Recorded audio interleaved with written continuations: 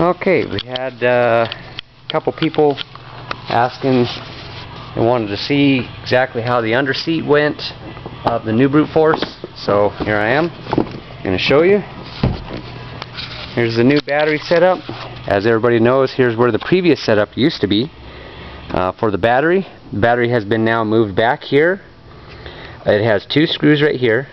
The wires come down across. Well, you can see the positive down underneath here, and the negative right there.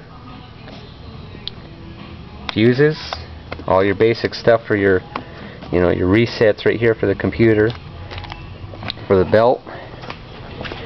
And underneath here is, you take this bolt out, and this is the compartment for the battery right here. So you got that there, and it's just tucked in down underneath the back here. Most of everything is pretty much the same. The nice thing about this is it does have the exact same air filter as all the other brute forces, so it's not a new part number. So if you currently have 2010 and newer 750 and have extra air filters and decide to get a 2012, it is the same, as well as the oil filters are the same.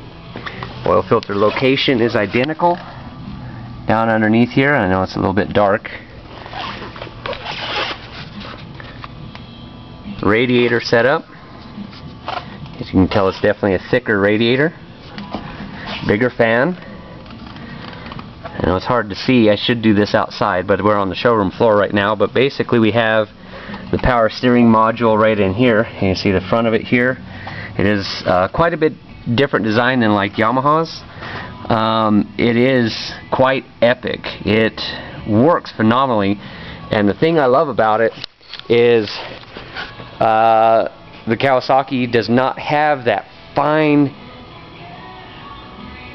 too fast responsive like the Yamaha 700 Grizzlies have at like 50-60 miles an hour, to where you're going down the road and the front end is just, you can just feel it real twitchy. I don't like that on the 700 Grizzlies.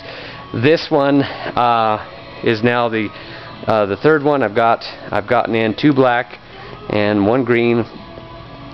Should have special edition coming in pretty soon. And other than that, most everything is the same. On another note, I do like, they are saying that the belt light intervals should be longer now, so that's nice. The dash is completely different, just a whole new layout. Your fuel gauge is now over here on this side. All your indications right up here, and it has the actual four-wheel drive indications right here.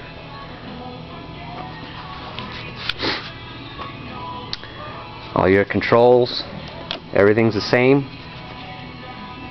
Had a few people ask different questions, like how does the front box work?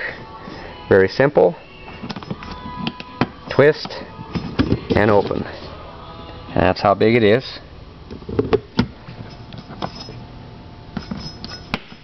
Lock it back. You still have the same as the 2009s and newer on there.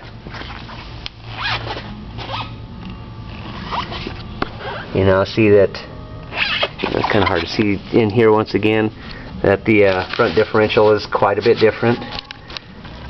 The chassis is definitely, it's beefed up all up in here. It's got more reinforcements for you crazy mofos that build the shit out of these things and do some really crazy stuff. Handling is quite phenomenal, actually. Fuel tank, everything's exactly the same. Suspension. CV joints do look like they are of a new design. They look a little bit bigger, a little bit beefier, which is good. A different trailer hitch setup, much stronger than the previous cast. It is now an actual plate steel, so that should hold up to a lot more abuse. Tail lights all inside the bodywork compared to the old one. Like the wheels a lot. You got that nice 6-bolt wheel. Let you look inside and see all the goodies.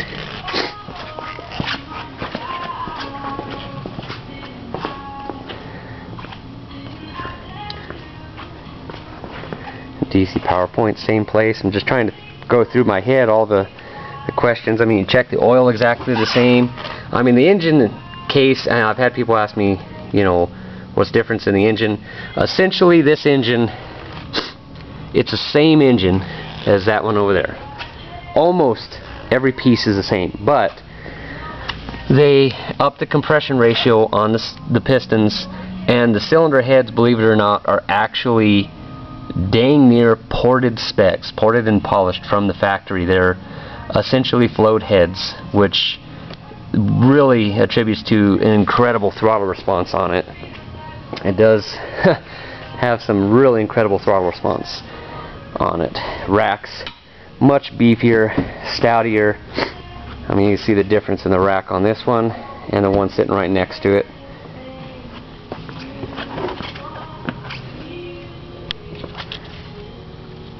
But I think I pretty much covered most of the questions. Hope so. On there.